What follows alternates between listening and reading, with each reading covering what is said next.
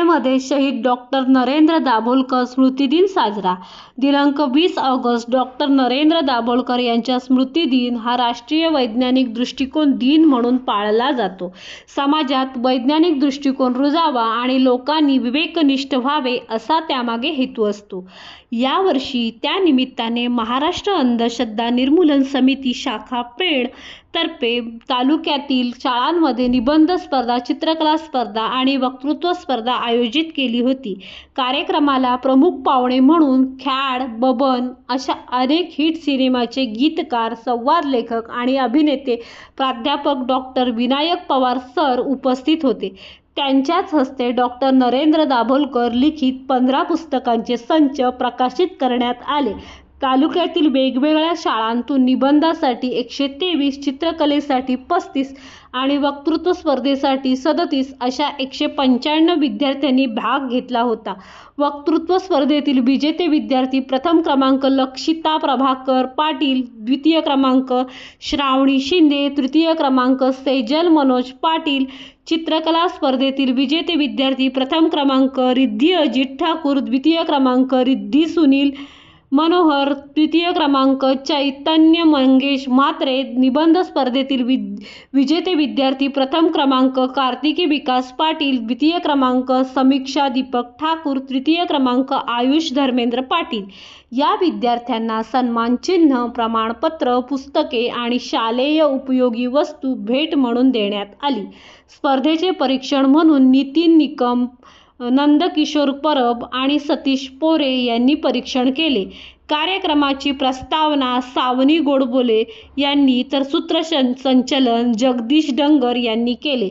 शेवटी आभार संदेश गायकवाड यांनी मानले. स्पर्धेतील बक्षीस वाटप प्रमुख पाहुण्यांच्या बरोबर भूषण भोईर, प्राध्यापक डॉक्टर अलम शेख, एन.जे. पाटील समितीचे अध्यक्ष नितीन निकम यांनी वाटप केले.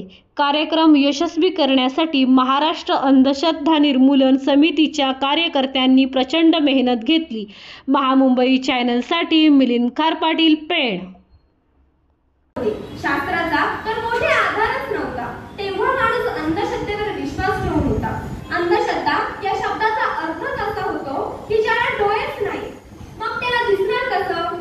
अंधश्रद्धेचा विचार करायला गेला तर यात आपल्याला बऱ्याचशा गोष्टी अनुभवास मिळतात. एक उदाहरणार्थ सांगायचे गेले तर पूर्वी डॉक्टर नव्हते. मग कोणी आजारी पडला तर त्याला मांत्रिक अर्थात भोंदूबुवा यांच्याकडे नेले जात होते. मग तो बुवा काहीतरी ठेचाण टाकून काहीतरी मंत्र उच्चारायचे आणि त्या माणसाच्या अंगावर पाणी अथवा राख विभूती टाकायचे आणि त्या माणसाला सांगायचे की तुम्हाला कुठल्या तरी भूताने झपाटलेला आहे. तो भूत तुमच्या अंगाला पूर्णपणे भिनलेला आहे. जर त्याला बाहेर काढायचे असेल तर या देवासमोर बोकड किंवा कोंबड्याचा बळी द्यावा लागेल. पण मुळात वस्तुस्थिती अशी असते की त्या माणसाला कुठल्या तरी आजाराने ग्रासलेले असते. पण विज्ञानाची साथ नसल्यामुळे तो अशा भोंदूबुवांच्या आहारी जातो आणि स्वतःला आनंद येत नसतो.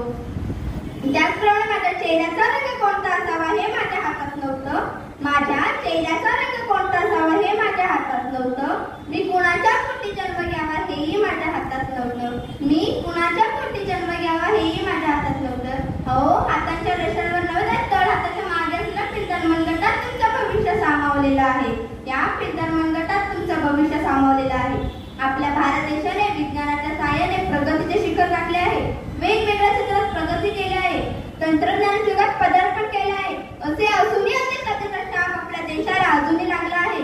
कितीतरी लोक अंधश्रद्धेच्या आहारी झाले आहेत. ही अंधश्रद्धा म्हणजे तरी काय नेमकी? अंधश्रद्धा म्हणजे बुद्धी असूनही बुद्धीचा वापर न करता केलेले काम. तसेच डोळे असूनही डोळ्यांचा वापर न करता अंधले. शिवाजी महाराजांनी दैववाद किंवा अंधश्रद्धा कधीही मानली नाही, कारण त्यांच्या स्वतःच्या मेंदूवर आणि मनगटावर विश्वास होता. असा विश्वास आपण सगळ्यांनी संपादन करून या अंधश्रद्धेवर विजय मिळवला.